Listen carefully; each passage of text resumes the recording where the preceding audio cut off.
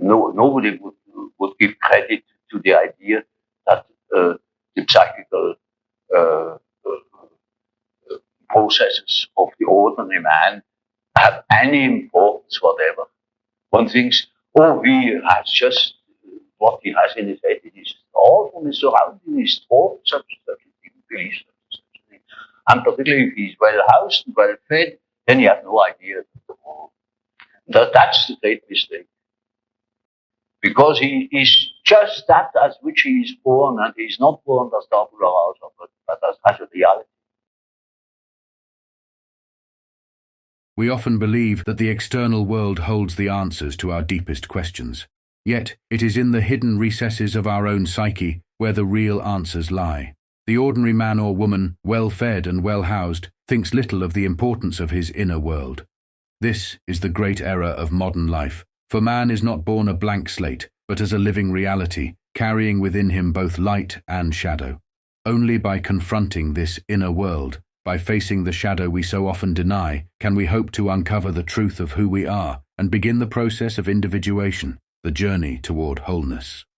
Robert A. Johnson, an American author and Jungian analyst, experienced a near-death event at the age of 11 in a car crash. In the emptiness of that moment, he encountered the ecstatic, golden world.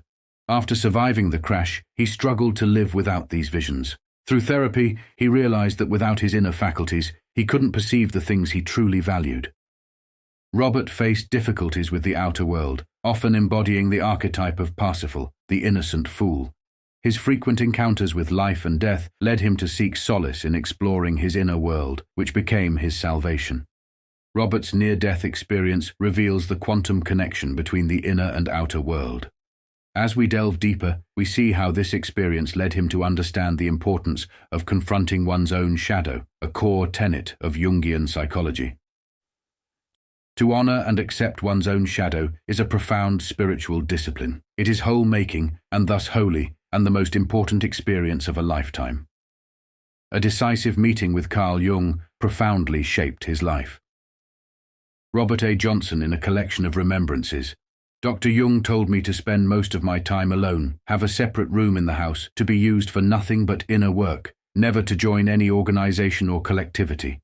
Dr. Jung told me that the unconscious would protect me, give me everything that I needed for my life, and that my one duty was to do my inner work. All else would follow from this. He said it was not the least important whether I accomplished anything outwardly in this life, since my one task was to contribute to the evolution of the collective unconscious. Now, as long as there is material for personal nature, you have to deal with the personal unconscious. But when you get to a problem which is no more merely personal, but also collective, you get collective dreams. Yeah. For instance, every society has collective problems, collective convictions, and so on. Yes. Now, we are very much influenced by them. For instance, you belong to a certain political party or to a certain confession. And that can be a serious determinant of your behavior. Jung's advice to Johnson underscores a key principle. Our duty is to our inner world, to do the work of the unconscious, which ultimately shapes both our personal life and collective evolution. The distinction between the personal and collective unconscious reflects how we must navigate both individual challenges and broader societal influences. At 54, feeling lost and searching for meaning, Robert embarked on a solo journey to India. Exhausted and disheartened, he gazed out from his hotel window. It was then, decades later, that the golden world reappeared before him, just as brilliant as during his childhood near-death experience. This realization struck him deeply. The golden world was not something to be produced or earned, but a state of consciousness, always present and available to anyone, at any time. But just about at that time, the sun was beginning to rise, and here was the horizon of old Delhi. Mosques, minarets, castles, towers. I was absolutely enchanted. And just as the sun came up, The same golden world that had struck me dumb in my childhood, near-death experience of the accident, burst out in all of its glory again and justified my audacious observation that you have a second chance at the golden world. The golden world returned to Robert as a reminder that this state of consciousness is always accessible, requiring no external validation or achievement. He realized that the golden world is always present, not produced or earned, but a state of consciousness accessible to anyone at any time. The kingdom of heaven is within, he concluded. I think it's what Scripture speaks of as the kingdom of heaven. We tend to literalize things, and many things that are important in our Christian heritage are literalized. They're given an outer meaning, place or time or geography, which perhaps not the original intent. So I'm thinking that the kingdom of heaven is not some other time, some other place, but, well, there my vocabulary fails me. It's a state of consciousness, or it's an experience which is open to anyone, anytime, any place. I think the scriptural meaning of the kingdom of heaven is mostly lost to people because they literalize it. All of Robert's works, including Owning Your Own Shadow, emphasize that the true essence of life lies within. The most crucial task is inner exploration, moving beyond the ego to confront the shadow, which Jung defined as the part of us we fail to see or acknowledge in the unconscious. This shift from seeking external meaning to inner work brings us to the heart of Jungian psychology, the confrontation with the shadow. Many misunderstand the shadow, seeing it as evil or something to avoid. However, Jung teaches us that the shadow is not an external force, but an intrinsic aspect of our psyche, reflecting parts of ourselves we may overlook or deny. The shadow isn't separate from us, nor is it the devil. It's a part of who we are. Avoiding it means going against ourselves. In the beginning stages of a relationship, there is generally a lot of projection mixed up with it. And that is responsible for all those love quarrels. I mean, she makes demands which he can't fulfill, and he makes demands she can't fulfill, and animus anima, crossing the swords. And I mean, if you tape record a love quarrel, it's the same all over the world, literally. And that is projection. And if people don't run away, but work it out, and take back all what is projection in it, then appears or is peeled out of all this the true relationship. Now it might be none, and then it would be like the Freudian thing, goodbye, and now I see you simply represented that and that in me, and thank you very much, goodbye. Or there might be a tremendous amount of relationship, true relationship built up, which is not the same thing as projection. As one of Carl Jung's closest colleagues and a distinguished Jungian analyst, Marie-Louise von Franz explains that we often project our hidden anima, feminine in men, and animus, masculine in women, onto others, which can lead to conflict and misunderstanding.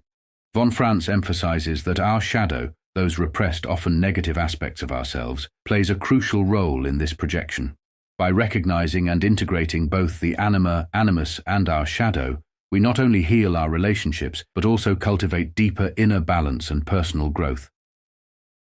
Like Robert confronting his shadows, we must reclaim these hidden aspects of ourselves. This inner work is crucial for personal growth and forming authentic, meaningful connections. Each of us holds a shadow, both metaphorical and literal, pointing to the qualities we lack and the sides of ourselves we've yet to embrace. This shadow reflects the unacknowledged parts of ourselves, whether it's unexpressed anger, hidden vulnerability, or withheld trust. By consciously integrating these shadow elements, we restore balance and transform these hidden aspects into sources of inner strength, allowing us to live a more complete and authentic life. Our shadows hold both our hidden weaknesses and our greatest strengths. The challenge is not to avoid them, but to integrate them. In today's world, social media often encourages us to present only our most polished selves, suppressing any traits that might be viewed negatively. For instance, someone might hide their vulnerability to appear strong, but in doing so, they also suppress their capacity for empathy and authentic connection. By acknowledging and sharing their vulnerability, they can form deeper relationships and foster genuine understanding. When we suppress these traits, they don't disappear. They become part of our shadow, waiting to be acknowledged. Say, the performance of the persona is quite all right as long as you know that you are not identical with the way in which you appear. But if you are unconscious of this fact, then you get into sometimes very disagreeable conflicts. Namely, people can't help noticing that at home, for instance, you are quite different from what you appear to be in public. Yeah. And people who don't know it stumble over it in the end. They deny that they are like that, but they are like that. They are it. And then you don't know, now, which is the real man? Is he the man as he is at home or in intimate relations? Or is he the man that appears in public? It is a question of Jekyll and Hyde. Often, it is such occasionally there is such a difference that you would almost be able to speak of the double personality. And the more that is pronounced, the more people are neurotic. Yeah. They get neurotic because they have two different ways. They contradict themselves all the time. And in as much as they are unconscious of themselves, they don't know it. They think they're all one. Everybody sees that they are two. And some know him only from one side, so others know him only from the other side. And then there are situations that clash, because the way you are creates certain situations with people in your relations, and these two situations don't chime in. They are just dissonances. When we deny our true feelings to appear likable or avoid conflict, we project these repressed emotions onto others unconsciously. We must accept we are capable of both good and evil. Denying darkness is denying half of ourselves. The shadow isn't an enemy, but a friend, containing gold waiting to be integrated into our being. It only becomes dangerous when ignored, taking control when we refuse to. You can either let it guide you or be dragged by it, leading to neurotic behavior. Holiness isn't about goodness alone. It comes from the union of both good and evil. But how does this shadow form, and why does it have such an impact on our lives? Let's explore its origins. When we suppress or reject certain traits, they don't disappear. They gather in the darker corners of our personality, forming what is called the shadow. Over time, the shadow takes on a life of its own. If it accumulates more energy than the ego, it can erupt in destructive ways. In 1940, Jung wrote in the Red Book, Liber Novus, "The threat to one's inmost self from dragons and serpents points to the danger of the newly acquired consciousness being swallowed up again by the instinctive soul, the unconscious." The shadow is by nature the part of ourselves we don't know. If we can talk about it, it's no longer the shadow, but part of our conscious self, which is why others often see our shadow before we do. This realization that others may see our shadow before we do is key to understanding its role in our lives, both as a guide and a force we must contend with. We are born whole, but culture forces us to live out only parts of our true nature, splitting us into ego and shadow. Culture, being a great leveler, not only suppresses our dark sides, but also buries the gold within our personality. Well, language betrays us because the golden world is not all light. A true vision of the golden world contains as much darkness as it does light, but we have no terms for such a thing as that. Just as the golden world contains both light and dark, so too must we acknowledge both the positive and negative aspects of our psyche. This split can be traced back to ancient myths, like the Egyptian myth of Osiris, who must be reassembled to regain wholeness. Similarly, in the Christian tradition, the Garden of Eden story symbolizes gaining the knowledge of good and evil, which creates a divide in human nature. In this way, the shadow can be seen as sin, while the self reflects the figure of Christ as the Redeemer. Christ can also be viewed as a representation of Osiris, who rises from fragmentation to become whole, or as the Gnostic Christ, whose mission is to restore the divine light hidden within. These myths illustrate the universal truth that wholeness comes through confronting the shadow, a necessary part of human development. By acknowledging our shadow, we reduce projection and contribute less to the world's collective shadow, which fuels division and strife. Doing this inner work prepares us for the mandala, the ultimate place of wholeness in consciousness. In Owning Your Own Shadow, Robert Johnson reflects when Dr. Jung was asked about humanity's future, he always replied, "If enough people will do their inner work, this soul work is the one thing that will pull us through any emergency. The mandala is peacemaking." Well, that's something quite simple. Take an acorn, put it into the ground, it grows, it becomes an oak. You see, that is man. Yeah. Man develops from an egg and develops into the whole man. And that is the law that is in him. Just as the acorn must grow into an oak, we too must embrace the process of individuation, confronting our shadows and realizing our full potential. Like Robert Johnson facing his own inner darkness, we are called to reclaim the parts of ourselves we project onto the external world. This inner work is not just about integration, but essential for personal growth and the creation of more meaningful, authentic connections. Robert Johnson, in his work Owning Your Own Shadow, reflects, "Curiously, people resist the noble aspects of their shadow more strenuously than they hide the dark sides. To draw the skeletons out of the closet is relatively easy, but to own the gold in the shadow is terrifying. It is more disrupting to find that you have a profound nobility of character than to find out you are a bum. Of course you are both, but one does not discover these two elements at the same time. The gold is related to our higher calling, and this can be hard to accept at certain stages of life. Ignoring the gold can be as damaging as ignoring the dark side of the psyche, and some people may suffer a severe shock or illness before they learn how to let the gold out." The challenge, then, isn't just to face our darker traits, but to accept the noble aspects of our shadow, something many find even more difficult. Ignoring the shadow is to ignore the inner gold. It often takes moments of deep emotional or psychological distress to reveal this inner gold, long hidden beneath the surface.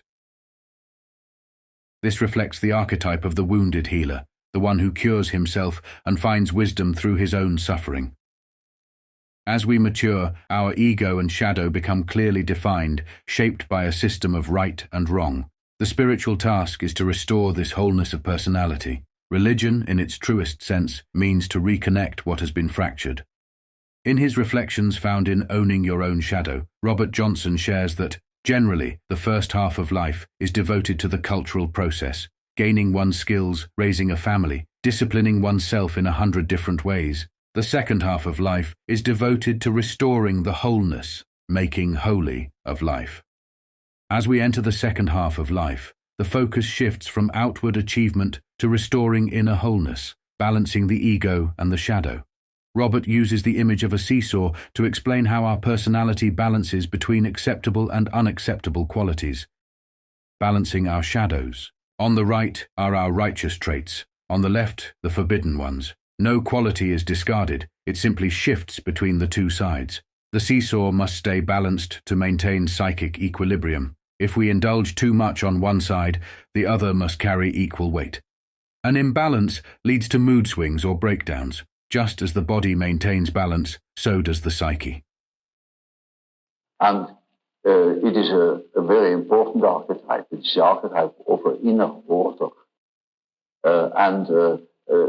It is always used in that sense, either to make the arrangement of the many aspects of the universe, a world scheme, or a scheme of our psyche. And it expresses the fact that there is a center and a periphery. And it tries to embrace the whole. It's a symbol of wholeness. So you see, in a moment where, say, during a treatment, when there is great disorder and chaos in a man's mind, then this symbol can appear as in the form of a mandala in a dream, or when he makes imaginary fantastical drawings, or something of the sort. There it spontaneously appears as a compensatory archetype, bringing order. Maintaining this balance is crucial to our psychological well-being, just as alchemy teaches us that opposites must be reconciled to achieve transformation. This idea is symbolized in the Emerald Tablet of Thoth, which teaches the balance of opposites in the process of spiritual alchemy. As within, so without, as above, so below, as the universe, so the soul, reflects the interconnectedness of creation and destruction. Just as the alchemist transforms base metals into gold, spiritual transformation requires recognizing and embracing both light and shadow as essential parts of the journey. As Robert notes, we would love to have creativity without destruction, but that is not possible. In Taoism, the Yin-Yang symbol embodies the intricate harmony of opposites. Yin, the dark, receptive force, and Yang, the bright, active energy. These two forces are not only interconnected, but also interdependent, revealing that genuine balance emerges from the seamless coexistence of contrasting elements. As Robert wisely expresses, the balance of light and dark is ultimately possible and bearable. All nature lives in polarity, light and dark, creation and destruction, up and down, male and female. Johnson's revelation was that the ego and shadow originate from the same wellspring, intrinsically balancing and counterbalancing each other to maintain inner equilibrium. What happens when the projection collapses? Disillusionment, which is a noble word, but not a happy one. So the state of falling in love, no thing is just one thing, but one of the dimensions of falling in love is the projection of the archetypal energy onto another human being, which will eventually will collapse. No human being can carry that, neither one of the people involved. To own one's own shadow is to reach a holy place, an inner center, not attainable in any other way. To fail this is to fail one's own sainthood and to miss the purpose of life. As projections crumble, disillusionment forces us inward, exposing the shadow we often ignore. Facing this is painful, but it's the only way to reclaim those parts of ourselves and restore balance. I remember a weekend when I put up with very difficult guests who stayed days beyond their invitation. I exercised Herculean patience and courtesy and sighed in great relief when they left. I thought I had earned something nice by my virtue, so went to the nursery to buy something beautiful for my garden. Before I knew what was happening, I picked a fight with the nurseryman and made a miserable spectacle of myself. Since I did not pick up my shadow consciously, I landed it on this poor stranger. Balance was served, but in a clumsy and stupid way. Just as Robert unconsciously projected his shadow onto the nurseryman, others often experience similar outbursts when they fail to recognize the parts of themselves they've suppressed. This is illustrated by an encounter between Jung and one of his students, where Carl Jung triggers the student's shadow as they projected their unresolved anger onto him, only to later realize the deeper truth of their shadow. I felt that Jung should tell me what I should do, whether I should write a book, whether I should get a divorce, what I should do. And he wouldn't. And so I got mad at him. And I said, why is everybody so mean to me? And he said, why are you so mean to everybody? So I stormed out. And you got what I said there. I said to him, why is everybody so mean to me? And he said, why are you so mean to everybody? That was the trigger point. I was gone for a year. And I wrote him, oh, I don't know. Every now and then I'd sit down at the typewriter and write him what a son of a bitch I thought he was. How when I first got to Europe, everyone thought he was a charlatan. I thought he was too.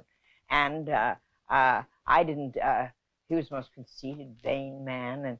And I really had a great time. And you sent all these letters? Sent the letters, of course I did. And I thought, I hope he drops dead of a stroke. And I felt very good. I just felt fine. When I can get mad, I can lose 5 pounds just by getting mad. It's just the adrenaline goes, and I just think, it's the opposite of poor little me. And I don't care. Let the world go and stuff it up. I don't care what happens to it.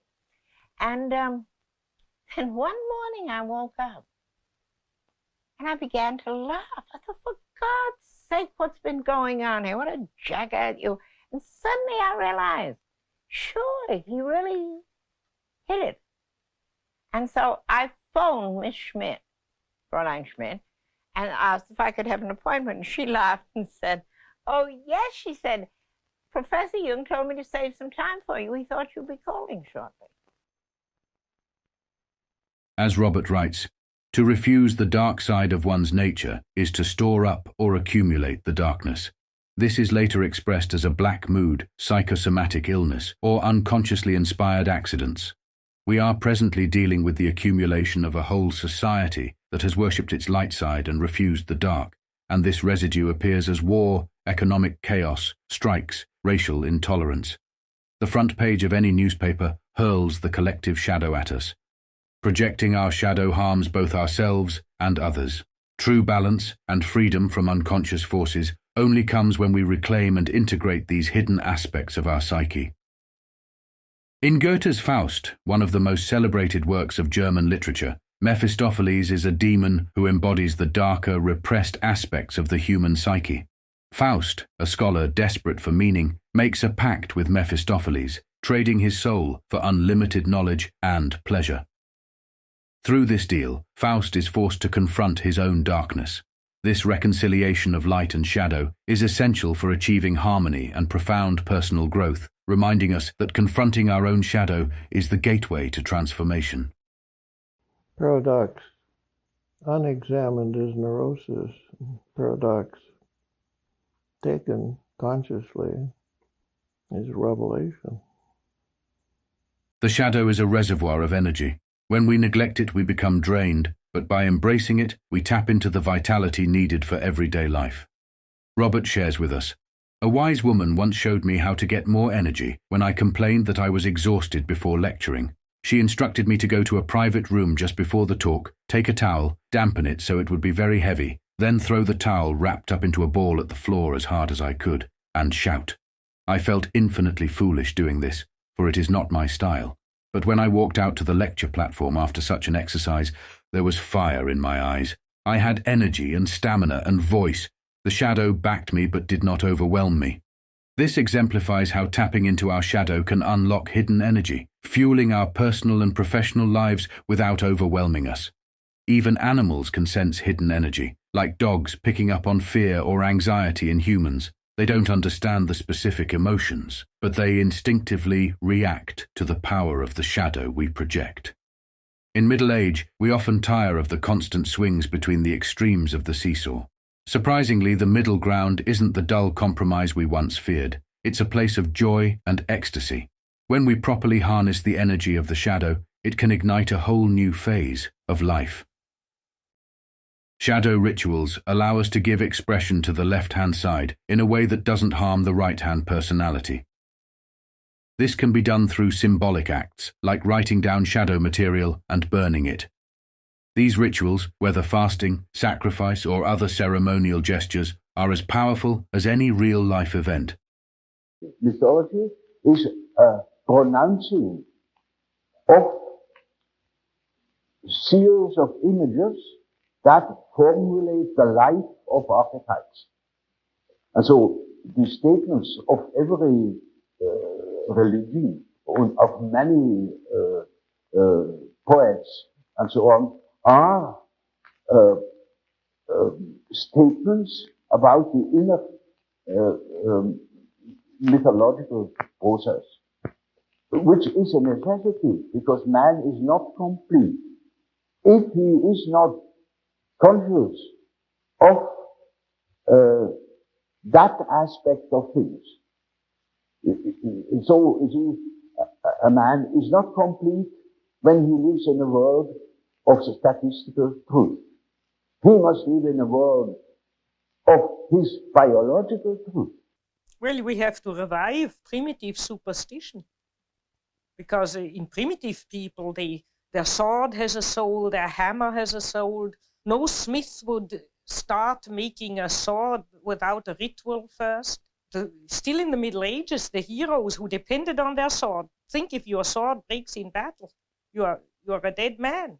So their sword had a name and a soul. They knew that sword, and the solidity of that sword was their fate. And now it's still so. Let a few of your atomic plants explode, and please, matter if it has to cooperate with you needs loving care, and not only technically by oiling and so on. You have to kind of live with it. All healthy societies have a rich ceremonial life to pay out their shadow in a symbolic way. To truly live, we must embrace all aspects of reality, destruction and creation, evil and redemption. Our fixation on light blinds us to the greater reality of wholeness. Recognizing and embracing our shadow through rituals and symbolic acts not only helps us live more fully, but also aligns us with the deeper truths of existence. Paradox is the breath of life we desperately need in the modern world. Great myths remind us that treasure is often found in the least expected places, and the best can come from the most neglected quarters. Yet, in avoiding painful paradoxes, we trap ourselves in the emptiness of contradiction. Contradiction is barren and destructive, while paradox is both creative and life-giving. Every human experience thrives on paradox. Day exists only in contrast to night. Masculinity only in relation to femininity, and activity finds meaning in rest. Beautifully encapsulated in owning your own shadow. To advance from opposition, always a quarrel, to paradox, always holy, is to make a leap of consciousness. That leap takes us through the chaos of middle age and gives a vista that enlightens the remaining years of life. At the heart of all neurotic dissociation is the question of how to manage contradiction. When faced incorrectly, it leads to paralysis, a state where one can neither act nor remain still. Jungian psychology offers insight here, teaching that integrating both light and shadow is essential to achieving balance and wholeness. Carl Jung emphasized that embracing the darker and lighter aspects of ourselves allows us to transcend internal conflict. By accepting the full spectrum of our being, we break free from the trap of viewing certain parts of ourselves as good or bad. Viewing one action as sacred and another as profane is a grave misuse of language that only deepens suffering. Religion bridges and heals this internal divide, moving us from contradiction to paradox, where opposing ideas coexist in harmony. William Blake poetically captured this sentiment in The Marriage of Heaven and Hell.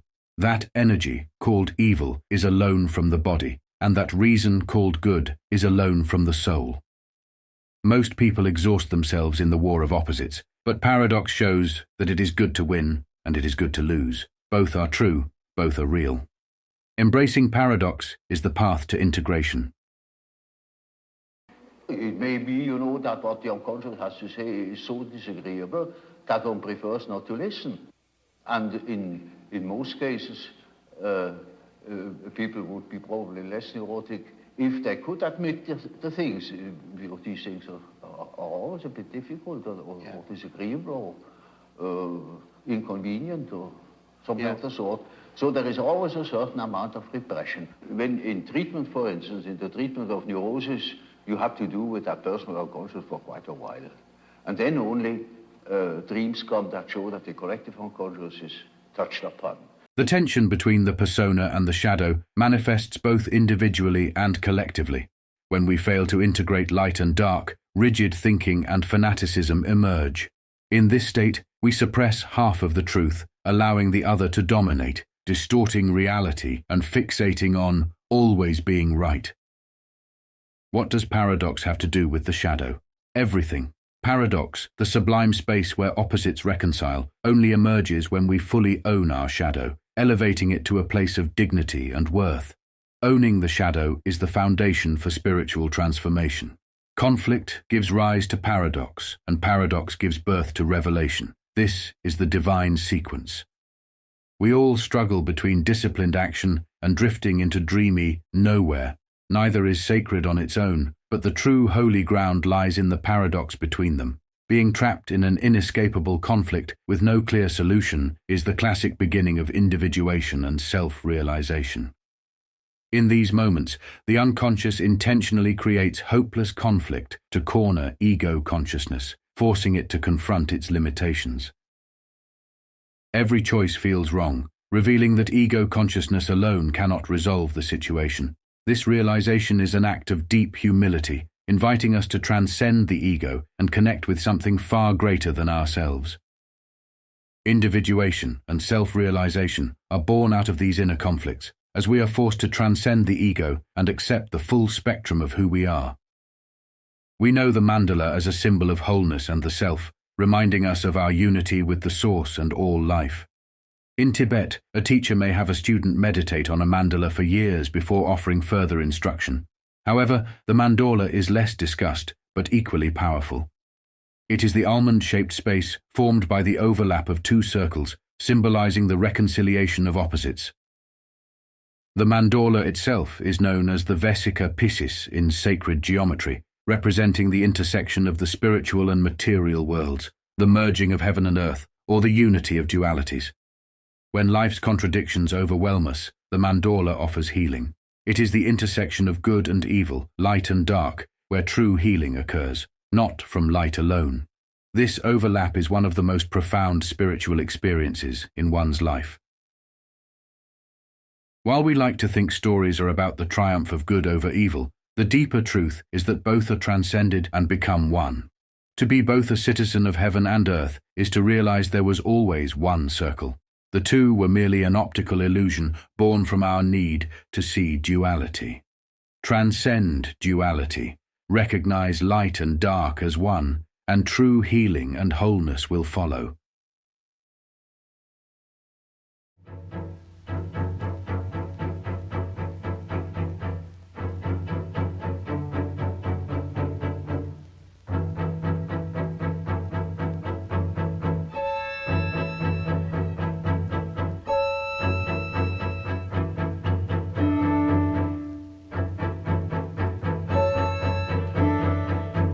I never could claim that any kind of human work could reveal something about the nature of God or about his existence.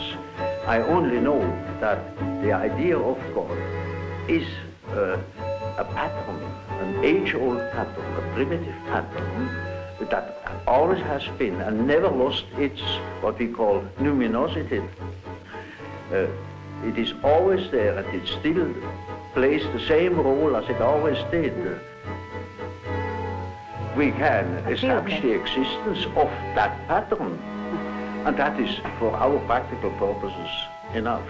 Because when we can integrate such an idea in our mind, the idea of such a being, then that gives an entirely different scope to things.